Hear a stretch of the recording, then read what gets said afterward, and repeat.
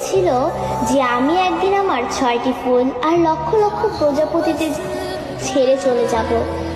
এমন একটা দিন আসবে যেদিন আর্মিদের মাঝে সকালে ঘুম থেকে উঠে আর্মিরা ফোন হাতে নিয়ে মনে পড়বে যে আজ বিটিএস এর লাস্ট কনসার্ট বা আজ তাদের ডিসব্যান্ড হওয়ার দিন।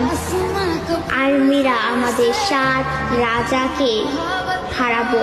সত্যি তো, বিটিএসরা আমাদের ছেড়ে চলে যাবে। এমন একটা দিন আসবে যেদিন আমাদের ওর উপরে প্রেরণামূলক কথা বলার জন্য বা আত্মবিশ্বাসী গড়ে তোলার জন্য আরেম থাকবে না, নিজের প্রশংসা নিজে করানোর জন্য জিন থাকবে না, আমাদের স্যাড কিং সুকা থাকবে না, একটা মুচকি হাসি দিয়ে সকলকে হাসানোর জন্য যেই হোক থাকবে না, ক্যামেরার সামনে আর্মিদের সাথে ফ্লাইট করার জন্য জিমিন থাকবে না।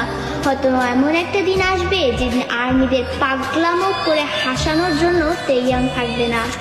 হয়তো সেদিন এমনও হতে পারে বানি ইসমাইল দিয়ে র্যাপ মনস্টার বলার জন্য জাঙ্কুক থাকবে না। সেদিন হয়তো বা বিটিএস নামক ওই ব্যান্ডটা থাকবে না। হয়তো তাদের আর কোনো গান অ্যালবাম রিলিজ হবে না। আমরা হয়তো বা আমাদের 7 রাজাকে আর কোনোদিনও ফিরে পাবো না। আমরা আর্মিরাই চাই না যে আমাদের প্রাণপ্রিয় বিটিএস 2027 সালে ডিসব্যান্ড হয়ে যাক, কিন্তু 2027 সালই হোক বা 2034 সালই হোক, একদিন না একদিন তাদের সব কিছু ছেড়ে চলে যেতে হবে। ডোরেমনও তো রোবট হয়েও সারা জীবন নোবিতার কাছে থাকতে পারেনি, তবে বিটিএস মেম্বারও তো মানুষ, তারা কিভাবে পারবে আমাদের সাথে সারা জীবন থাকতে?